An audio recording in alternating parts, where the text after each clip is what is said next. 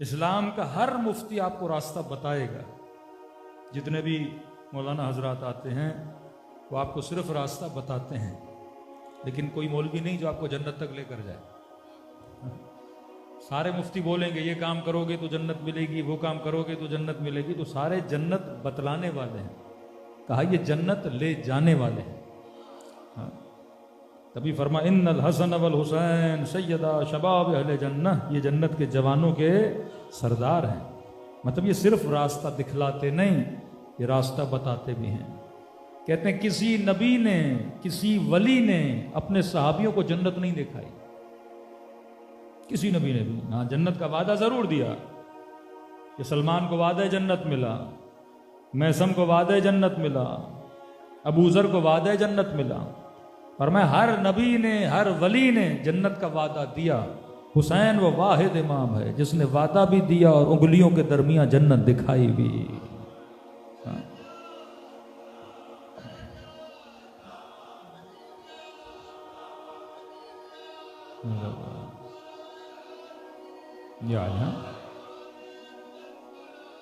अल्लाहुम्मा सल्ली अला मुहम्मद।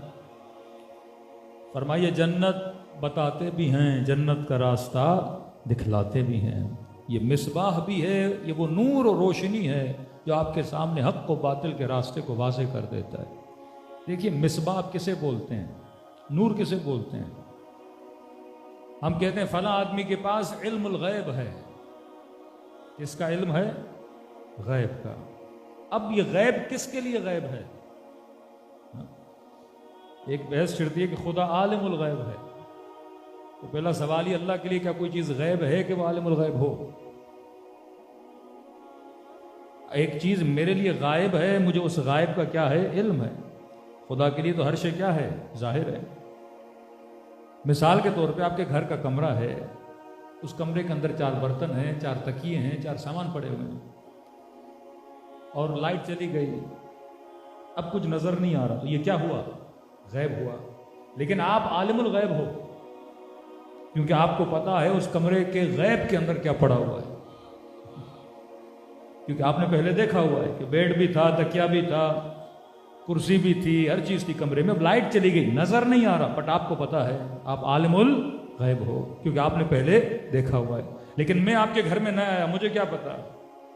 अंधेरा भी है, गैब भी है, तो मेरे पास इल्मुल गैब नहीं है। तो रोशनी का मतलब छुपी हुई चीजों को जाहिर करना। कमाल नूर यह है, जब नूर आता है तो नूर छुपी हुई चीजों को जाहिर कर देता है, छुपे हुए ऐबों को जाहिर कर देता है। अंधेरा होगा, चेहरे पे कोई कालक होगी, कोई चीज होगी, नजर नहीं आएगी, लेकिन जैसे आपके चेहरे पे रोशनी पड़ेगी वो ऐब क्या हो जाते हैं? जाहिर हो जाते हैं। अब जिसका चेहरा जितना साफ और शफाफ होगा, नूर उसे उतना खूबसूरत करेगा, और जिसका चेहरा जितना गंदा होगा, नूर उसकी गंदगी को उतना जाहिर करेगा। तो अहल बैत के करीब अगर सलमान गया तो चमक रहा है, और अहल बैत के करीब अगर इब्ने मुलजिम जा रहा है तो उसकी गंदगी उतनी क्या हो रही है? जाहिर हो रही, क्योंकि ये नूर हैं। नूर हर ऐब को भी जाहिर करता है, हर हुस्न को भी क्या कर देता है? जाहिर कर देता है। फरमाइन्नल हुसैन मिसबाहुल हुदा, ये चराग हिदायत है, ये वो नूर है जो तुम्हें राह हक भी बताता है, राह बातिल भी बताता है, जो मुतय्यन करता है कि मोमिन किस रास्ते पे चलोगे कामयाब हो जाओगे और किस रास्ते पर चलोगे नाकाम हो जाओगे। और जिन्होंने इनकी चराग से फायदा लिया वो उन्होंने राह हिदायत पाया। अब 1400 साल पहले नहीं, पर मैं हर जमाने के लिए इन्नल हुसैन मिसबाहुल हुदा व सफीनतुन नजात, ये मजलिस हुसैन में जो आप आकर बैठते हैं, फरमाया ये तसव्वुर न करो ये मजलिस हुसैन है, ये तसव्वुर करो ये कश्ती हुसैन है। हम सारे इस कश्ती के सवार हैं, और जब तक इस कश्ती पे सवार रहोगे ये कश्ती तुम्हारे लिए बाइसे निजात रहेगी। और ये मैं अपना तजुर्बा आपको बता रहा हूं, जिनकी नस्लें फर्श अज़ा से जुड़ी रहीं उनकी दुनिया भी आबाद हुई, उनकी आखिरत भी आबाद हुई। आपके कई ऐसे शिया जो यहाँ से माइग्रेट करके यूरोप चले गए, वेस्टर्न वर्ल्ड चले गए, बड़ी बड़ी फैमिलीज, उनके बच्चे शराबी बन गए, फासिक बन गए, जानी बन गए। हमने कहा जनाब उसी मुल्क में फला बंदे का बच्चा नेक व सालेह बना, आपका बच्चा खराब क्यों हुआ? पता चला उसने वहां माल तो कमाया, गाड़ी तो बनाई, घर तो बनाए, लेकिन इतना टाइम नहीं था अपने बच्चे को फर्श अज़ाए हुसैन पर लेकर जाए। वहां बोलते हैं इस्लामिक सेंटर्स, जिन्होंने अपनी नस्लों को सेंटर्स के साथ जोड़े रखा, जिन्होंने अपनी नस्लों को फर्श अज़ा के साथ जोड़े रखा, वहां भी आबाद रहे, यहां भी आबाद। इसी कराची में कई आपके अहले बैत के चाहने वाले हैं, लेकिन बच्चे लिबरल बन गए, सेक्युलर बन गए। ऐसी ऐसी फैमिली जो सैयद कहलाती हैं, लेकिन हिजाब का नामो निशान नहीं है, हया का नामो निशान नहीं है, उनकी शादियों में जाएं गैरत का नामो निशान नहीं है। फ़र्क मर्द और फ़र्क औरत ख़त्म हो चुका, मिक्स गैदरिंग के माहौल में चले गए। आप जब बैकग्राउंड में जाओगे, इनका ताल्लुक़ हुसैन की मजलिस से कट चुका है। तो जो मजलिस से कटता है वो दीन से कट जाता है, जो हुसैन से कटता है वो खुदा से कट जाता है, जो मजलिस से जुड़ जाता है हुसैन उसे खुदा से जोड़ देते हैं, और जो खुदा से जोड़ देता है खुदा उसे जन्नत में भेज देता है। हाँ,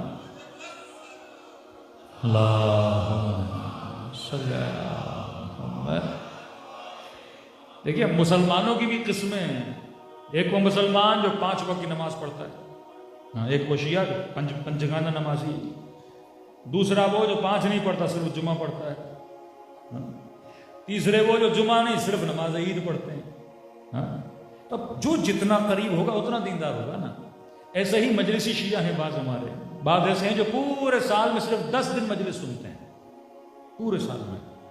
अब जो सिर्फ 10 दिन सुनेगा वो उतना इमाम हुसैन का होगा। कुछ ऐसे हैं जो 10 दिन भी सुनते हैं, 2 महीने में भी ऑन ऑफ, हफ्ते में कम से कम 1 दिन मजलिस अबा अब्दुल्लाह हुसैन सुनते हैं। जिसका ताल्लुक जितना फर्श अज़ा से होगा, जाके देख लीजिए उतना दीनदार होता है। जो जितना फर्श अज़ा से दूर होता है उतना बेदीन हो जाता है, क्योंकि ये चराग हिदायत है, ये कश्ती निजात है। जितना नस्लों को इस कश्ती में बिठाओगे उतनी नस्लें परवरदिगार आलम के साथ करीब हो जाएंगी।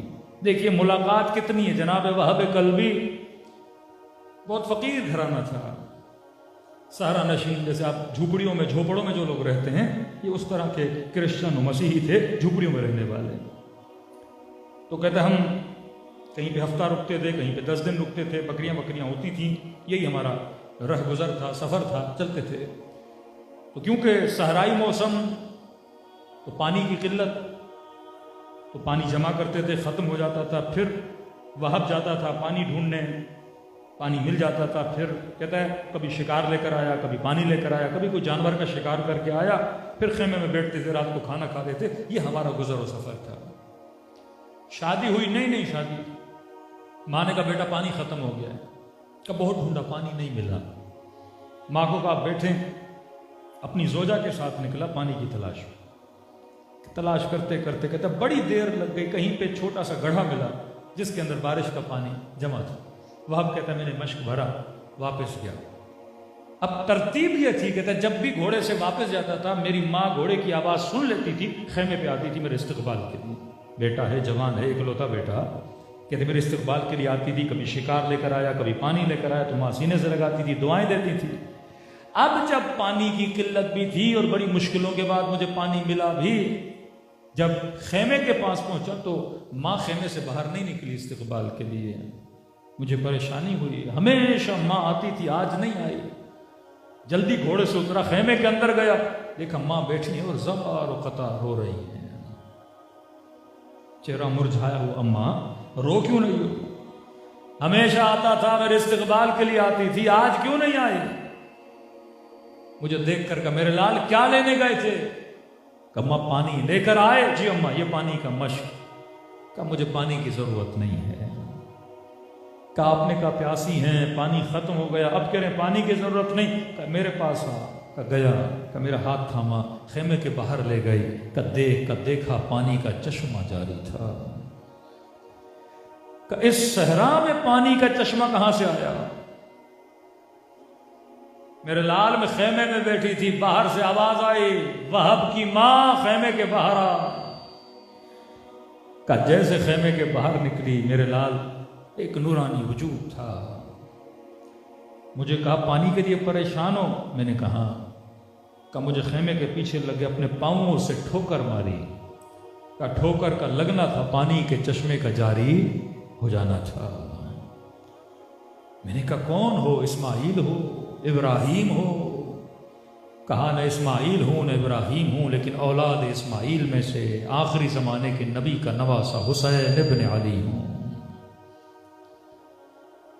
मैंने कहा कि आका मैं फकीर हूं, ज्यादा खिदमत शायद न कर सकूं, लेकिन थोड़ी देर मेरे खेमे में आइए, मैं आपकी खिदमत कर लूं। आपने पानी का चश्मा हमारे लिए जारी किया है, पर मुझे देर हो रही है, मैंने आगे जाना है।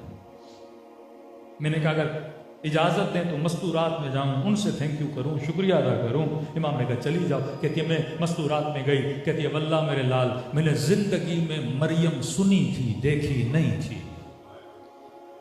अब जब मैं उस खैमे में गई तो इनकी बहन थी, नाम ज़ैनब कुबरा था। कहू बहु ऐसे लगा जैसे मरियम मेरे सामने बैठी हुई है। एक मुलाकात ने वहब को क्या बना दिया? आशिक़े हुसैन बना दिया। ये चराग हिदायत हैं। कभी मुअजिज़ा करके हिदायत देते हैं, कभी हुर को एक जुमला कह के हिदायत देते हैं, कभी ज़ुहैर को अपने खेमे में बुलाकर हिदायत देते हैं, कभी किसी के साथ सख्ती करके हिदायत देते हैं, कभी नरमी बरत के इंसान को हिदायत देते हैं, कभी किसी को फर्श अज़ा पर बुलाकर हिदायत देते हैं, कभी किसी को अरबईन की मशी में चलाकर हिदायत देते हैं, कभी अपनी जरी की ज़ियारत करके हिदायत देते हैं। मतलब वो कभी भी अपना ताल्लुक आपसे तोड़ना नहीं चाहते। कि अगर जुड़े रहोगे तो सही सालिम रहोगे। इसकी मिसाल बच्चों के लिए इस तरह है, पंखा चल रहा है, लाइट जल रही है, बल्ब जल रहा है, ये लाउड चल रहा है, आवाज़ आ रही है, हवा आपको लग रही है, रोशनी आप पे पड़ रही है, आप सब मुझे देख रहे हैं। ये किस वजह से है? उस नूरे मंबा की वजह से है कि जिसके साथ ये सारी तारें, पंखे वंखे जुड़े हुए हैं, वो ग्रिड स्टेशन है, वो मेन मंबा है, वो मेन मरकज है। लेकिन अगर वहां से ताल्लुक कोई काट दे, कैंची से उस तार को काट दे, तो पंखा भी बंद हो जाएगा, बल्ब भी बंद हो जाएगा, लाउड भी बंद हो जाएगा। फरमाया इस तारे मोहब्बत को जब तक हुसैन के साथ जोड़े रखोगे, ये रोशनी हमेशा तेरे अंदर बाकी रहेगी। ये नहीं कि 10 दिन आपने वो तार स्विच लगाया अपने अंदर और 10 दिन मुहर्रम के बाद उस स्विच को क्या कर दिया? निकाल दिया। अब पता नहीं कौन स्विच लगाया जा रहा है और किसके साथ हम जुड़े जा रहे हैं। तो 10 दिन की रोशनी इंसान को फायदा तो देती है, लेकिन हमेशा के लिए उसके दिल को रोशन नहीं करती। जब तक हमेशा के लिए, मतलब ये ताल्लुक कटना नहीं चाहिए। हमेशा अहले बैत के साथ जुड़े रहोगे, इस मसलक के साथ जुड़े रहोगे, इस मजलिस के साथ जुड़े रहोगे, जिक्र अबा अब्दुल्ला के साथ जुड़े रहोगे तो दिल नूरानी रहेगा। अब सवाल है मौलाना कैसे जुड़े रहें? तो जुड़े रहने का एक तरीका है जिक्र करना। कभी आपने सोचा कि हम गाड़ी में जा रहे हैं, हमें कहा जाता है तस्बीह पढ़ो, अल्लाहु अकबर अल्लाहु अकबर अल्लाहु अकबर सुब्हानल्लाह सुब्हानल्लाह। जिक्र करता क्या है? हाँ, आप एक बार बोलो अल्लाह बड़ा है, अल्लाह बड़ा है, अल्लाह को पता है मैं बड़ा हूं। 100 बार बोलना कि अल्लाह बड़ा है, हाँ, 100 बार बोलना कि अल्लाह रहीम है। तो अगर आप मुझे भी आके बोले ना मौलाना मौलाना हो, मौलाना मौलाना हो, मौलाना मौलाना हो, तो मैं कहूँगा भाई एक बार बोला बस कर दो। अभी खुदा को हम 100 बार बोले तू बड़ा है, तू बड़ा है, तू बड़ा है, तू बड़ा है, और वो सुनता रहे। ये तिकरार से क्या मिलता है? तिकरार से न खुदा को कुछ मिलता है ना मुझे कुछ मिलता है। तिकरार के नतीजे से मुझे बहुत कुछ मिलता है, क्योंकि ये कॉमन सेंस के खिलाफ है कि इंसान एक चीज को विर्द करता रहे। कर भाई क्या मिलेगा तुम्हें विर्द से? 100 मरतबा विर्द करता रहे। हम विर्दी और जिक्री तो नहीं है, लेकिन हुक्म है कि नमाज खत्म हो 34 मरतबा सैयदा की तस्बीह को अल्लाहु अकबर, 33 मरतबा। खुद फलसफे अदद अलग चीज है, लेकिन ये तिकरार लफ्ज और तिकरार जिक्र का ताल्लुक किस चीज से? उसका नतीजा क्या है? नतीजा है हुजूर। मिसाल के तौर पर आपको बोला जाए सलवात कसरत से पढ़ो, उसका सवाब बहुत ज्यादा है, ठीक है, आपने कहा पढ़ूंगा, इरादा किया आपने, लेकिन आप गाड़ी में गए भूल गए, सफर में थे भूल गए। लेकिन मुस्तहब है कि मोमिन के हाथ में तस्बीह हो। तस्बीह क्या करती है? जब जब तस्बीह को देखूंगा मुझे जिक्र याद आएगा। जिन लोगों के हाथ में तस्बीह होती है ऑटोमेटिकली उनका हाथ क्या होता है? चलता रहता है। अब हाथ चलता है तो कोई ना कोई जिक्र जबान पर आता रहता है। तो तस्बीह मुझे क्या याद दिलाती है? जिक्र याद दिलाती है। तस्बीह होगी तो मैं जिक्र करूंगा, याद जिक्र है। और फिर मासूम की रिवायत है कि कोशिश करो, बेहतर है कि खाके शफा हाथ में हो। खाके शफा का कमाल ये, तुम जिक्र करो न करो वो तेरी तरफ से जिक्र करती रहेगी। ये दाने तुम्हारी तरफ से क्या करते रहेंगे? अल्लाह का जिक्र करते रहेंगे। अब जिक्र का फायदा क्या था? याद रखिए, जिक्र इंसान के दिल में हुजूर को पैदा करता है। एक मर्तबा खुदा से गाफिल हो, लेकिन जब कहते हो ना अल्लाह अकबर, तो आपका जहन हाजिर हो जाता है एक जगह पर कि खुदा क्या है? बड़ा है। तो जिसका जिक्र जितना करते रहोगे उतना उसकी दरबार में हाजिर होते रहोगे। अगर चलते फिरते बंदा सलवात पढ़ता है, सलवात क्या याद दिलाती? जहन में मोहम्मद और आले मोहम्मद को याद दिलाती है। तो जिक्र का जो माहसल है वो ये है कि हम जिक्र इसलिए करते हैं ताकि हम अल्लाह की याद में रहें। आयतुल्लाह कश्मीरी जब सांस भी लेते थे तो ला इलाहा इल्लल्लाह पढ़ते थे। एक सांस लेते थे ला इलाहा, छोड़ते थे इल्लल्लाह, आदत हो गई थी। अब जब भी सांस लेते थे ला इलाहा इल्लल्लाह कहते थे क्योंकि हर सांस जो जाती है और आती है इसमें अल्लाह का शुक्र अदा करना चाहिए। अगर वो एक सांस को रोक ले मैं दूसरी सांस तक न जा पाऊं तो ये खुदा है, तो लम्हा लम्हा मुझे क्या दे रहा है? जिंदगी अता कर रहा है। तो उस खुदा का क्या करना चाहिए? शुक्र अदा करना चाहिए। तो जिक्र का फलसफा यह है कि आपका जहन क्या रहे? हाजिर रहे। असलन खुद नमाज का जिक्र, इसकी वजह यही है कि मोमिन ने कहा मौलाना मैं नमाज पढ़ता हूं, हुजूर जहन नहीं है, और जब नमाज में आते हैं दुनिया और आखिरत के सारे ख्यालात आ जाते हैं। मौलाना हुजूर कैसे पैदा हो? कब ऐसे ख्याल नहीं आते? नमाज में खड़े होते हैं ऐसे लगता है हुजूम है ख्यालों का मेरे ऊपर। मैंने कहा ये नेचुरल है, सिर्फ नमाज में नहीं। मैंने कहा वाशरूम जाते हो ख्याल आते हैं कि नहीं आते? हर वो जगह जहां पे बेकार बैठोगे वहां दिमाग में क्या आएगा? ख्याल आएगा। क्योंकि जब आप नमाज पढ़ते कोई काम नहीं करते ना, आप एक जगह पे चुप करके खड़े हो जाते हैं तो ख्यालों को मौका मिलता है कि बंदा एक्टिविटी नहीं कर रहा, तो सारे ख्यालात क्या आ जाते हैं? उसी वक्त आ जाते हैं और आपका माइंड जो है प्रॉब्लम्स को सॉल्व करना शुरू कर देता है। पहले आपका माइंड बिजी था, कभी ड्राइविंग कर रहे हो, कभी क्रिकेट खेल रहे हो, कभी टीवी देख रहे हो, कभी दौड़ रहे हो, कभी कूद रहे हो, कभी किसी से बातें कर रहे हो, कभी झगड़ रहे हो, कभी गीबतें कर रहे हो। तो दिमाग पहले से एक्टिव है, और जब एक्टिव है तो ख्याल कहां से आए? लेकिन जब आप कहते हो अल्लाह अकबर, अब 5 मिनट के लिए, 6 मिनट के लिए, 7 मिनट के लिए इसको मौका मिला कि जनाब अब जनाब फारिग हो गया, अब दुनिया जहां के प्रॉब्लम्स आपके जहन में आना शुरू हो जाते हैं। इसी तरह इंसान जब नहाता है, जब क़ज़ाए हाजत के लिए जाता है, कई ख्यालात आते हैं। जब एक्टिविटी नहीं होती तो माइंड क्या हो जाता है? एक्टिव हो जाता है। अब खुदा ने उस माइंड को डाइवर्ट करने के लिए तुम्हें जिक्र दिया कि जैसे कहो अल्लाह अकबर, चुप न बैठो, कहो बिस्मिल्लाहिर्रहमानिर्रहीम अल्हम्दुलिल्लाह रब्बिल आलमीन। अब हमारा मसला ये कि हमने सूरह हम्द को रटा हुआ है, जिंदगी में किसी बंदे ने सूरह हम्द की तफसीर नहीं पढ़ी। भाई पूरा कुरान छोड़ो, लेकिन कम से कम जो अज़कार नमाज में करते हो उसकी तफसीर तो पढ़ लो, ताकि जब अल्हम्द कहो तो पता चले मैं किसका हम्द कर रहा हूं।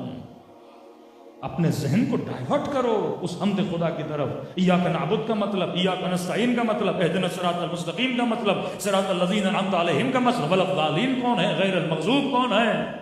जब जहन में मटीरियल होगा तो आप अपने फिक्र को क्या दोगे?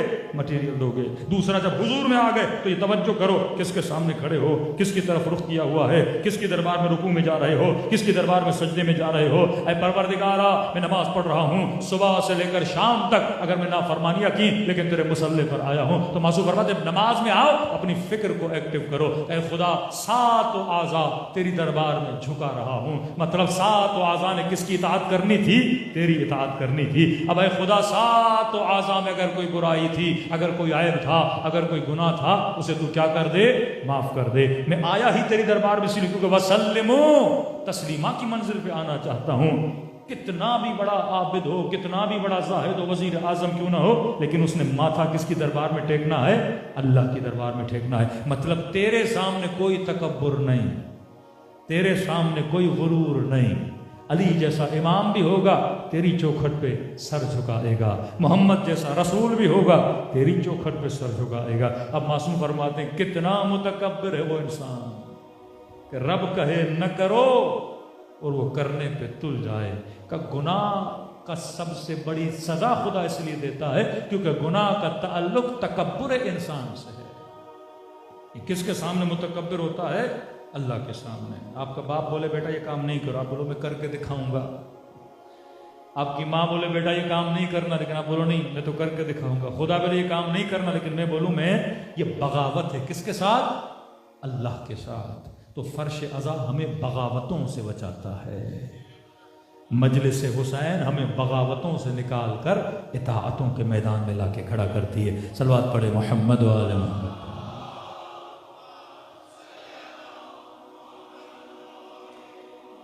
इन्नल हुसैन मिसबाहुल हुदा व सफीनतुन नजात। ये चराग हिदायत है। अब हिदायत किसे मिलती है? क्योंकि मासूम ने तो सबको हिदायत दी, लेकिन एक ताज्जुब है कि करबला में पैगाम हिदायत सबको दे रहे हैं, हुर हिदायत पा लेता है, शिमर नहीं पाता। ज़ुहैर हिदायत पा लेता है, इब्न साद नहीं पा रहा। पैगाम वही है, कलाम वही है, इमाम भी वही है, सबके साथ कलाम कर रहे हैं, लेकिन किसी को हिदायत मिल रही है, किसी को हिदायत नहीं मिल रही। फरमाइए जितने लोग हैं इनके वजूद की जो जमीन है वो एक जैसी नहीं है। कराची की ज़मीन, हैदराबाद की ज़मीन, टंडोला यार की ज़मीन, एक ज़मीन तो ज़मीन है, लेकिन ज़मीनें एक जैसी नहीं है। बाज़ ज़मीन बड़ी ज़रख़ेज़ है जिसमें हल्का सा पानी लगाओ पौधा निकल आता है। बाज़ ज़मीनें ऐसी हैं पानी देते रहो पानी पीती रहती हैं, इनको ज़्यादा पानी की ज़रूरत है। हाँ, कराची में जितनी आबादकारी होती है कम से कम यहाँ 16 पानी आते हैं। अगर आप गंदुम भी करें 12 से 16 पानी देने पड़ते हैं, क्योंकि ज़मीन ऐसी पानी को पी लेती है। इंटीरियर सिंध में जाओ गंदुम करो 4 पानी काफ़ी होते हैं। पंजाब की बाज़ उतनी ज़मीनें ज़रख़ेज़ हैं 2 पानी काफ़ी होते हैं। बाज़ ज़मीनें ऐसी हैं जिन पे हल लगाने की भी ज़रूरत नहीं है, नरम है, तैयार है, दाना फेंको फसल हो जाती है। और मैं हर बंदे के वजूद की ज़मीन इस तरह है। हाँ, कहते मौलाना फला आदमी गया हरम अमीरुल मोमिनीन में, बस दुआ मांगी हाजत लेके वापस आ गया। हम तबलीग करते हैं, एक आदमी एक मजलिस सुन के नेक हो जाता है, दूसरा आदमी 100 भी सुने नेक नहीं होता। किसी को 50 मजलिसें सही करती हैं, किसी को 20 मजलिसें सही करती हैं, किसी को 5 मिनट सही कर देता है। हाँ? कोई एक ज़ियारत इमाम हुसैन में हुर बन जाता है, कोई 50 ज़ियारतें करके कुछ भी नहीं होता। क्योंकि वजूद की ज़मीन क्या है? हर बंदे के वजूद की ज़मीन अलग अलग है। कोई मिजाजन जिद्दी है, कोई मिजाजन नरम है, हर किसी का मिजाज अलग है। अहले बैत का काम है हमारे दिल के ज़मीन में दाना बोना। ये दाने मजलिस हुसैन में आके तुम्हारे दिलों में बोए जाते हैं, फिर गम हुसैन का आंसू बहा के से पानी दिया जाता है ताकि क्या बने? दरख्त बन जाए। लेकिन बाज वजूद की ज़मीन बड़ी सख्त होती है। अब ये इंसान ने खुद अपनी ज़मीन को पहचानना है। फरमाया मन अरफ नफ्सहू फ़क़द अरफ रब्बह। जिसने खुद को पहचाना उसने किसको पहचाना? खुदा को पहचाना। अगर तू वजूद की ज़मीन को पहचान ले तू रब की मारिफत तक आ जाएगा। अगर मैंने खुद को ही नहीं पहचाना कि मेरे अंदर क्या आयब है, मेरे वजूद की क्या कमजोरी है, मेरे अंदर जेनेटिकली कौन सी प्रॉब्लम्स हैं, जब तक उनको सॉल्व नहीं करूंगा कभी हिदायत पा नहीं सकता। रसूल खुदा के पास शख्स, या रसूल अल्लाह मैंने ख्वाब देखा। क्या देखा? या रसूल देखता हूं आसमान से कपड़ा उतर रहा है, लोगों का हुजूम है और हाथों में कैंचियां, हर बंदा आता है कपड़े को काट के ले जाता है। नबी की आंखों में आंसू है। फरमाया आखिरी जमाने की उम्मत की ताबीर है। क्या मतलब या रसूल अल्लाह? फरमाया आखिरी जमाने में लोग दीन को कपड़ा समझेंगे। आप दर्जी के पास गए, आपने अपना जोड़ा दिया, जनाब मार्केट से कपड़ा लाया हूं। दर्जी साहब क्या करेंगे? आपका नाप लेंगे, किसी का शोल्डर, किसी की हाइट, किसी की लेंथ, सारी आपकी साइज लेगा। और साइज ले लिया तो फिर उस हिसाब से कैंची उठाएगा और कपड़े को क्या करेगा, आपके हिसाब से, आपके बदन के हिसाब से, साइज के हिसाब से कपड़े को काटना शुरू करेगा। पर मैं आखिरी जमाने में दीन कपड़ा बन जाएगा, जिसे जितना पसंद होगा काट के ले जाएगा। तो मुझे मजलिस पसंद है वो काट के ले गया, किसी को नमाज पसंद है काट के ले गया, किसी को हिजाब नहीं पसंद का भाई ये तो मेरा मिजाज ही नहीं है, मैं उसे लेता ही नहीं। किसी ने कहा सब कुछ लूंगा इमाम हुसैन के सुपरे से, लेकिन रिश्वत अगर हराम है तो कोई मसला नहीं, इस चीज को मैं पसंद करता हूं। बाज तुर्की के मुसलमान आप देखेंगे, इस्तांबुल जब जाना हुआ तो देख लीजिएगा, माह मुबारक रमजान में ये सारे तुर्की के लोग, इस्तांबुल के लोग रोजा रखते हैं। इफ्तारी आप जाके देखेंगे होटलों में शराब से सर्व करते हैं। रोजा पसंद था रख लिया, इफ्तारी में शराब अच्छी लगी थी, वो शराब पी के उसने क्या कर लिया, रोजा अपना खोल लिया। युमिनून बिबाज़ व यकफरून बिबाज़, बाज पे ईमान रखते हैं, बाज पे कुफरान करते हैं। फरमाया ऐसा मुसलमान मुझे नहीं चाहिए। अल्लाह की आवाज आती है कि अगर दीन में दाखिल होना चाहते हो, काफ लफ्ज फरमाया पूरा का पूरा दाखिल हो जाओ, या दाखिल न हो तो बेहतर है। आधे के आधा जब दाखिल हो जाओगे तो इस्लाम का चेहरा बिगड़ जाएगा कि ये कैसे मुसलमान है। चाइनीज कहते थे आपके मुसलमानों की हमें समझ नहीं आती। हमने कहा भाई क्यों, ये इतने आपके ताजर आते हैं चाइना में शॉपिंग करने के लिए, बड़े बड़े ऑर्डर्स देने के लिए, कपड़ों के ऑर्डर्स, मशीनरी के ऑर्डर्स का, फिर जब भी जाते हैं रेस्टोरेंट्स में कहते भाई हम तो हलाल खाएंगे।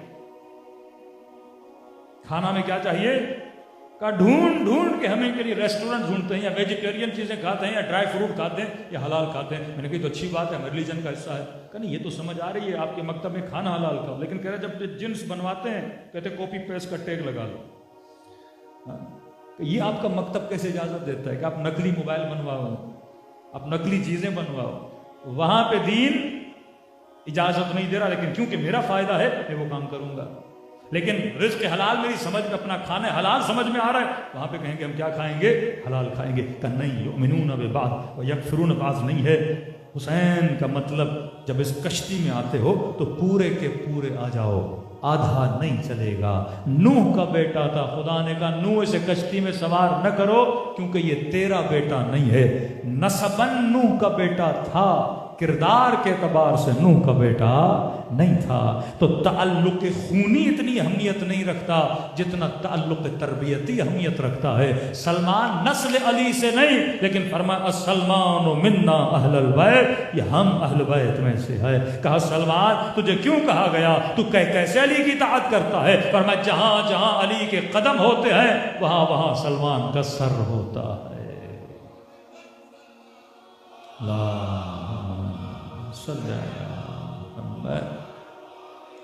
और अमीरुल मोमिनीन फरमाते हैं मैंने रसूल की ताअत ऐसे की जैसे ऊंटनी का बच्चा अपनी माँ के पीछे चलता है। कलामुल इमाम इमामुल कलाम है। अली अगर कुछ कहें तो उसमें गौर व फिक्र करो। मौला सारे जानवर अपनी माओं के पीछे चलते हैं। हमने चूज़ों को मुर्गियों के पीछे चलता हुआ देखा, हमने बतखों को अपनी माँ के पीछे चलता हुआ देखा, हमने हिरन को अपनी माँ के पीछे चलता हुआ देखा। मौला सारे जानवर, ये बकरियां बकरियां, आपने ये क्यों कहा ऊँटनी का बच्चा, ये क्यों नहीं कहा बकरी का बच्चा, बतख का बच्चा, ऊँटनी की मिसाल क्यों दी। अमीरुल मोमिनीन की आवाज आई, पर मैं हाँ सारे बच्चे माँ के पीछे चलते हैं, लेकिन गौर किया करो ऊँटनी के बच्चे को। इसकी खासियत है ये जब माँ के पीछे चलती है तो ये देखती है मेरी माँ ने कदम कहाँ रखे हैं, वहीं पे कदम रखती है। अपने नए कदम नहीं बनाती, माँ के कदमों को फॉलो करती है।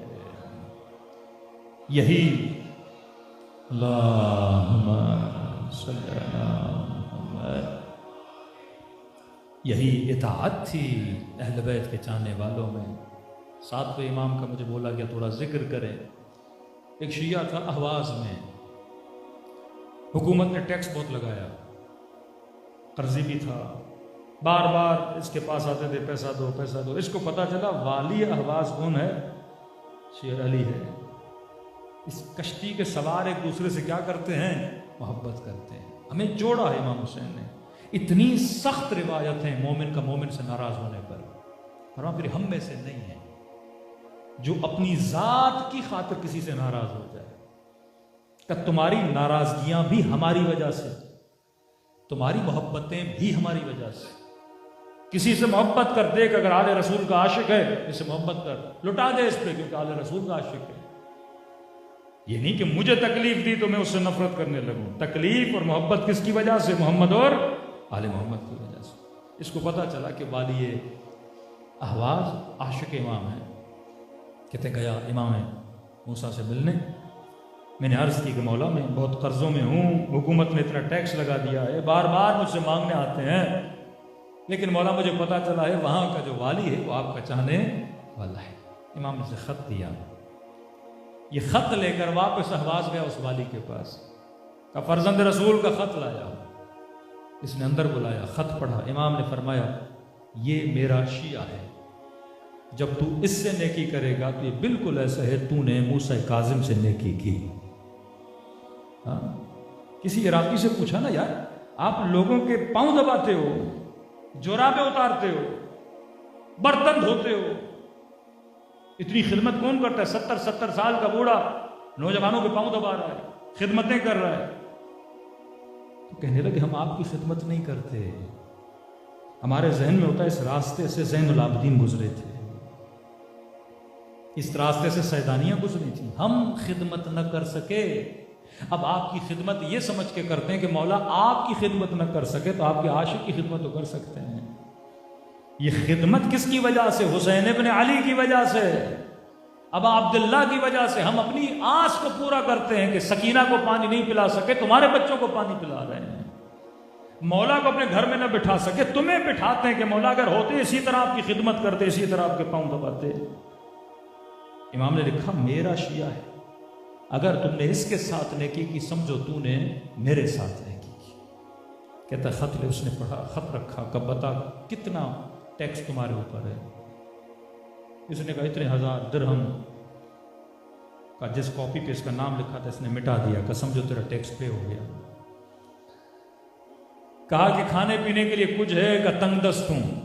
का कई 1000 दिरहम निकाल के मुझे दिए, का ये ले ले। का घर में कोई सामान वामान है? का गरीब हूं। का जिस कमरे के कालीचों पे बैठा था उसने सारे कालीचे नौकर को बोले जमा कर और इसके पास को दे। का पैदल आया सवारी है? का गरीब हूं। का घर के अंदर 2 ऊंट खड़े थे, का मेरे ऊंट भी ले जा। देता क्या देता क्या? का बता आप राजी हुए? का आपने इतना दिया है मैं सोच भी नहीं सकता था। का अब जब मदीने जाओ ना मेरे मौला को बताना मैंने तुझे खुश किया। वापस गया का मौला मूसा काज़िम, इमाम फरमाए दिया का मौला इतना दिया, इसने मुझे खुश किया। इमाम ने कहा इसने तुझे खुश किया है, कयामत के दिन मैं मूसा काज़िम उसे खुश करूंगा।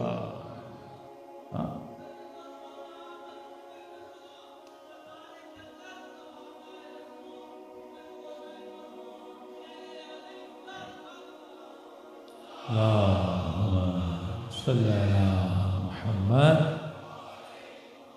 का इसने तुझे खुश किया, समझो इसने हमें खुश किया। तो हमारा ताल्लुक वहां से जुड़ता है। यहां शायद कोई किसी को न जानता हो, लेकिन मोमिन मोमिन से बड़ा खुश अखलाक से मिलता है। ऐसे मिलता है जैसे जानता है। भाई आप तो जानते नहीं, लेकिन मिलते ऐसे जैसे जानते हो। कहां से जानते हो? हमारे जानने का जो सबब है वो हुसैन इब्न अली है। एक बाप के 4 बेटे होते हैं ना, तो ताल्लुक बाप की वजह से, कि मसलन चारों आरिफ के बेटे हैं या फलां के बेटे हैं, तो ताल्लुक वो शख्स बना। हमारा ताल्लुक अबा अब्दुल्लाह हुसैन बने। कौन हो? हुसैन का चाहने वाला। मैं हुसैन का, तू हुसैन का चाहने वाला। तो हम सब की कड़ी क्या बनी? एक बनी। तभी कहा क़यामत के दिन कुछ ऐसे लोगों को लाया जाएगा जिनके चेहरों से नूर निकलेगा।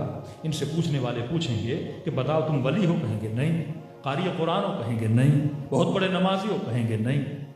शहीद हो? कहेंगे नहीं। नबी हो? कहेंगे नहीं।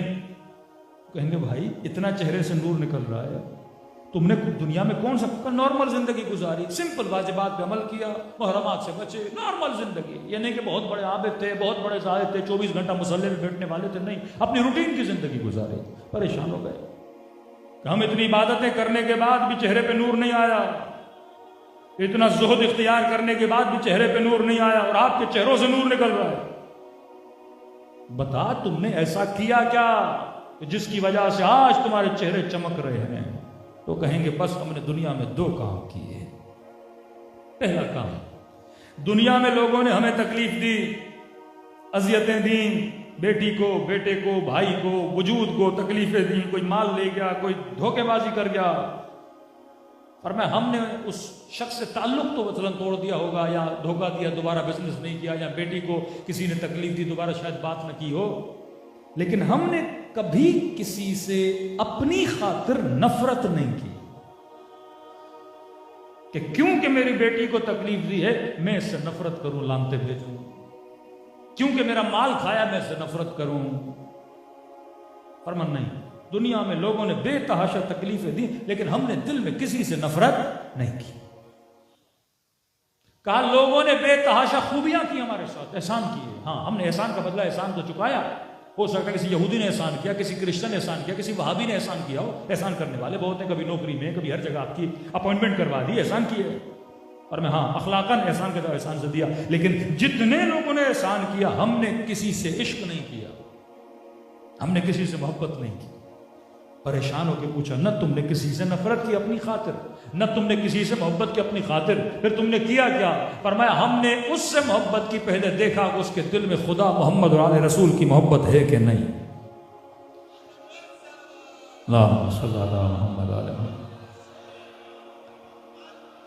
अगर उनकी मोहब्बत थी, हमने क्या की?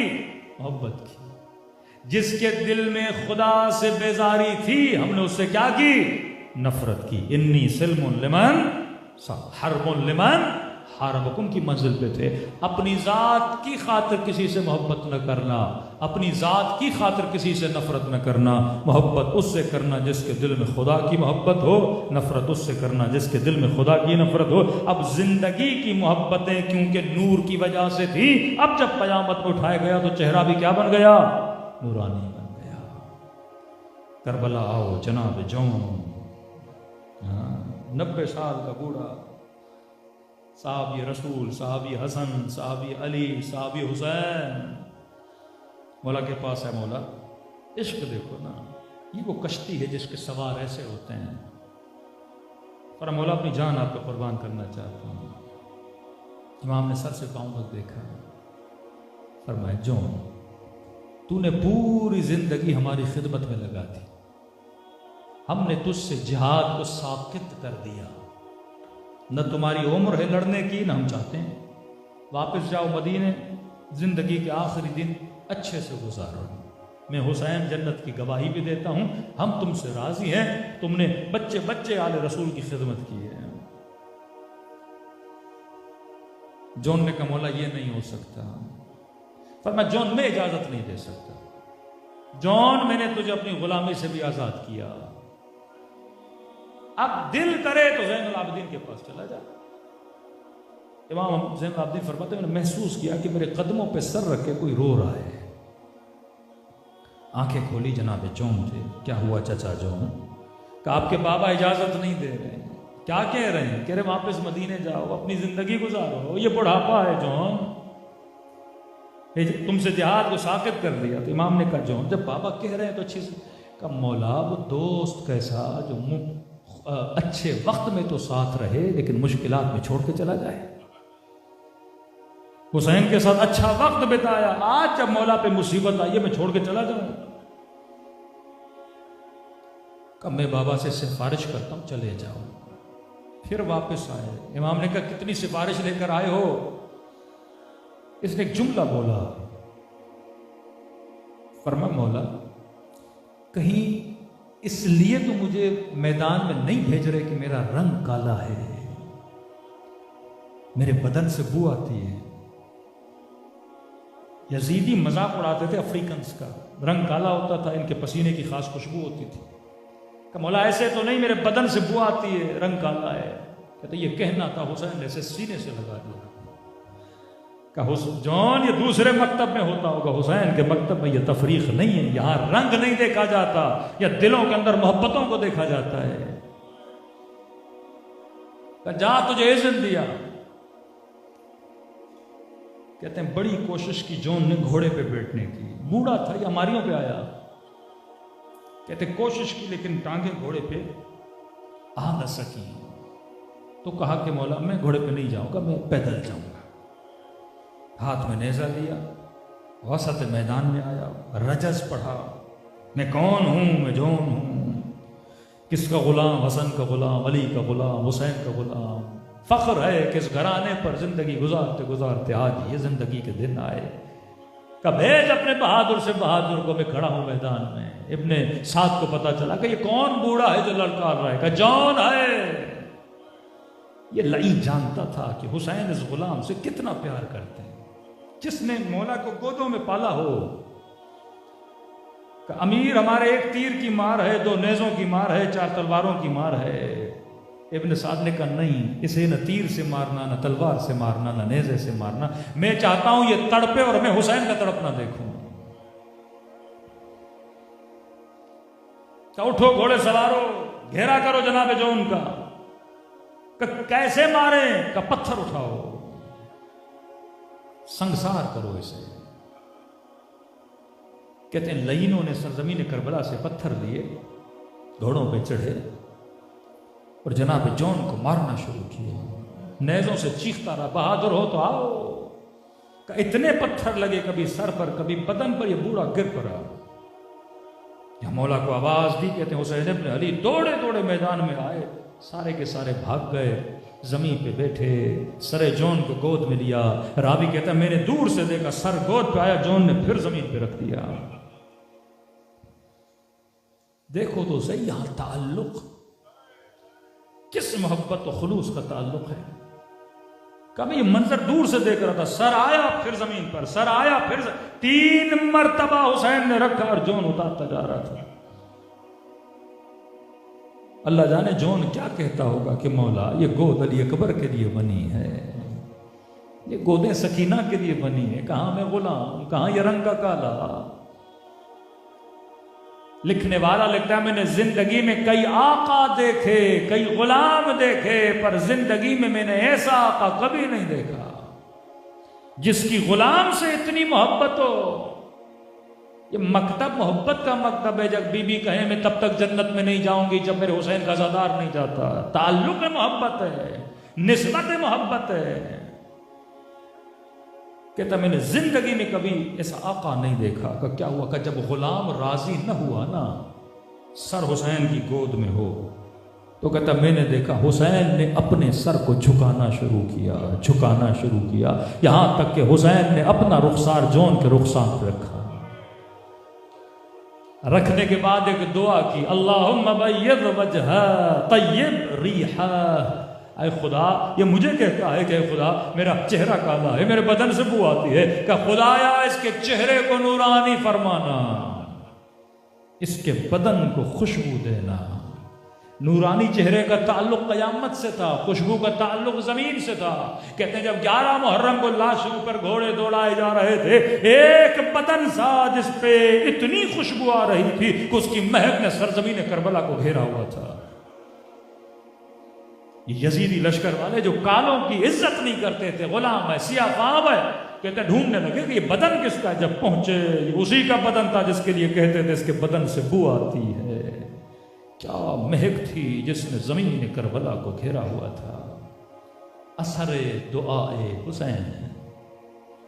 तो हदफ ये कि इस कश्ती पे सवार हो और मौला से अर्ज करो कि मौला जो दुआ आपने जौन के लिए की वो दुआ हमारे लिए भी करें, जो दुआ सईद के लिए की वो दुआ हमारे लिए भी करें। बेहतरीन और बरतरीन दुआ है, ऐ खुदा मुझे आक़िबत बखैरी अता फरमा। आज मोमिन हो कल का नहीं पता, जिस दिन मोमिन होकर जाना है उस दिन की दुआ हो कि सईद जख्मों से चूर चूर था लेकिन बस इतना कहा मौला अर्ज़े क्या मुझसे राजी हो गए। इमाम ने फरमा सईद ने भी राजी, मेरी अम्मा जहरा भी तुझसे राजी। हदफ जिंदगी रिजायत अहल बैत, फरमाया रिजाना रिज़ल्लाह, हमारे राजी होने से अल्लाह राजी होता है। दिलों को करबला लेकर चलें, सलाम करें उन हस्तियों पे जिन्होंने अपना सब कुछ राह खुदा में लुटा दिया। फरमाया कसरत से मेरे बाबा को सलाम करो, क्योंकि आशूरा के दिन मेरा बाबा तरस गया था, कहते थे ये बागी ऐसे सलाम न करो, जब तुम में से कोई सलाम करता है मेरे बाबा के कलेजे को ठंडक मिलती है। अस्सलाम अलैल हुसैन व अला अली इब्नुल हुसैन व अला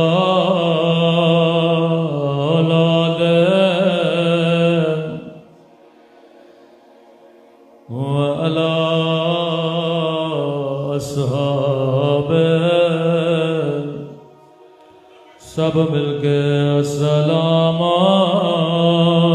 अला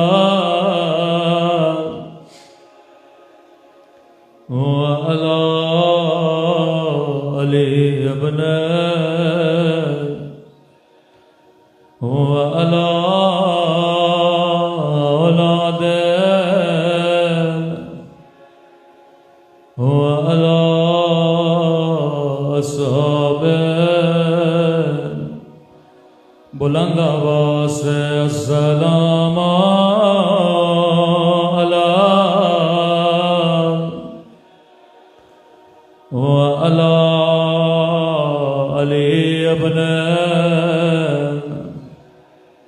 व अला औलाद व अला अस्हाब। मेरा सलाम हो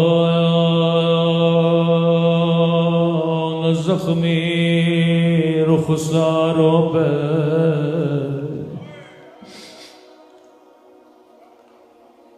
जिनका रंग तमाचों ने बदल दिया।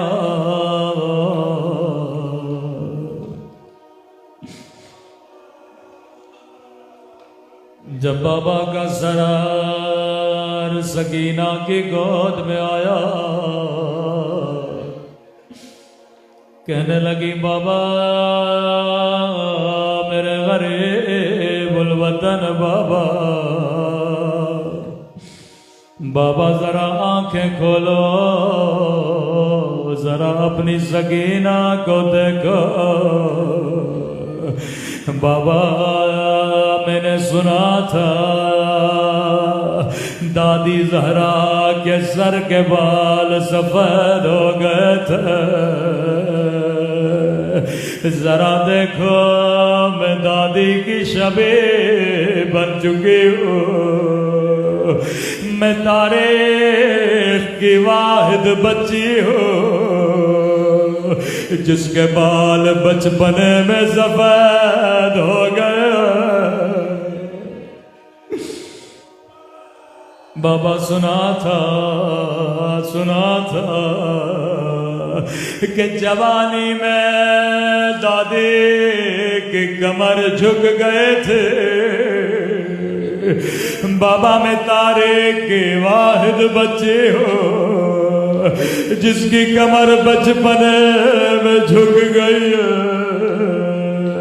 मैं दीवारों का सहारा लेके चलती हूँ। बाबा सुना था तारीख में दो वली है जो गुस्ल देते देते धाड़े मार मार के रोने लगे।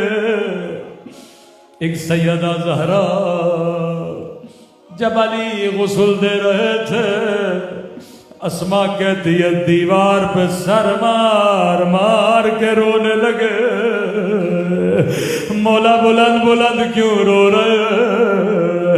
अस्मा मैंने वो जख्म देख लिए जो ज़हरा मुझसे छुपाते थे। और एक बीबी जिंदान शाम में थी, जब गसाला गुस्ल देने लगे, कहती है मैंने थोड़ा सा कुर्ता हटाया, क्या देखा बदन पे नीले निशान। दौड़ी दौड़ी बाहर आए। का मौला सज्जाद, क्या इस बच्ची को कोई बीमारी थी? फरमाया खुद बताइए, बदन से कुर्ता उतारो या नहीं? फरमाया कुर्ता न उतारना, क्योंकि कुर्ता जख्मों से मिल चुका है। अगर कुर्ता हटेगा खून जारी हो जाएगा। अल्लाह जाने कितने ताजियान मार के बच्ची का बदन जख्मों से चूर चूर था। बड़ा प्यार करते थे इमाम हुसैन अपनी सकीना से। मिलता इस बच्ची को आदत थी, तरबियत देखिए इमाम हुसैन की, ये फर्श अज़ा की तरबियत है। फरमाते जब भी नमाज का वक्त होता था, बच्ची दो मुसल्ले बिछाती थी, एक अपने लिए, एक अपने गरीबुल वतन बाबा के लिए। मदीने से मक्का, मक्के से करबला, पूरे रास्ते दो मुसल्ले बिछाती रही। लेकिन क़यामत की घड़ी थी, जब असर आशूर का वक्त हुआ, खेमे में दो मुसल्ले बिछाए, नन्हे नन्हे हाथों को उठाया, मेरे अल्लाह मेरे बाबा की खैर, एक बार मुझे बाबा की ज़ियारत करा दे। लेकिन बच्ची को कौन समझाता, सकीना अब बाबा वापस नहीं आएंगे।